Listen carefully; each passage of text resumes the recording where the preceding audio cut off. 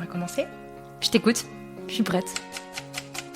Et si on pouvait aider la planète avec sa fourchette et avoir un impact sur la société à chaque bouchée ? Ce podcast donne la parole à ceux qui cultivent des solutions pour nous aider à mieux manger. Chaque mois, ils nous livrent ici les ingrédients d'une alimentation durable et ils apaisent notre faim de mieux comprendre, enfin, ce qu'il y a dans nos assiettes. Bienvenue, je suis Julie Vanosel et vous écoutez La Recette. La recette La recette de quoi, du bonheur ? Alors on parle bien d'une recette de cuisine. J'aimerais bien qu'on me donne la recette. La recette que j'essaye d'appliquer tous les jours. Alors j'en ai plein des recettes. Donc je vais vous donner la recette la plus simple.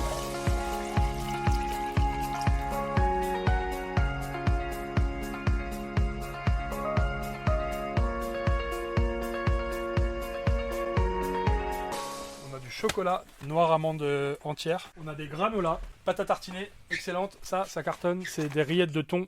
On a pas mal d'épices aussi, ça fonctionne bien. Les épices, c'est des chips soufflés. Et ça, la date, c'est avril.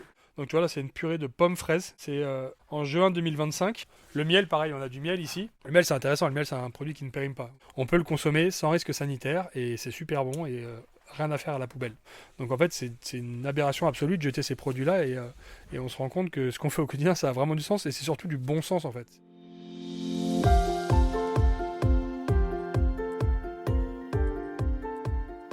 Bonjour à toutes et bonjour à tous. Je suis très heureuse de vous retrouver pour ce nouvel épisode de La Recette et de vous présenter mon invité. Je suis Clément Méry, je suis le cofondateur de Willy Anti-Gaspi. Il y a 2 ans, Clément et son associé Jonathan, poussés par l'envie d'entreprendre, se sont mis en quête d'une solution pour améliorer nos modes de consommation. Souvent en entrepreneuriat, on dit qu'est-ce qui est une bonne idée ou une mauvaise idée. En fait, une bonne idée, c'est répondre à un vrai problème. Et ce problème, ce sont les milliers de produits fabriqués qui ne sont jamais distribués.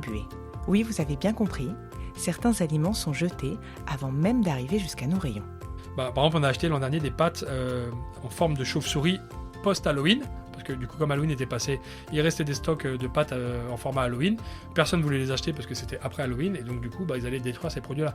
Sauf qu'en fait, pour les petits, pour les enfants, des pâtes avec une forme Halloween avant ou après Halloween, il n'y a aucune différence et il n'y avait aucune raison de jeter ces produits-là. Une aberration que les 2 entrepreneurs ont décidé de transformer en opportunité. Les dates courtes, les surstocks, c'est les raisons principales sur l'alimentaire qui font que ces produits-là sont refusés par la grande distrib et du coup qui sont détruits. Et c'est à ce moment-là que nous on peut les racheter. Et aujourd'hui, leur épicerie en ligne, qui propose des produits bio et français à prix réduit, aurait sauvé de la poubelle près de 700 000 invendus. Et on s'est dit que c'était un moyen, il y en a plein, mais c'était un moyen d'avoir un impact hyper rapide, hyper mesurable. Lundi prochain, nous allons vous raconter pourquoi certains produits sont exclus des circuits de distribution et comment s'y retrouver dans la jungle des dates de péremption. DLC, produits frais, DDM, produits secs. La vérité, c'est que c'est ultra pas clair, donc c'est normal qu'il y ait plein de gens qui comprennent pas, quoi. Ne manquez pas le nouvel épisode de La Recette avec Clément Méry, le cofondateur de Willy Anti-Gaspi. Tu m'as toujours pas dit c'est qui ce Willy ? À lundi.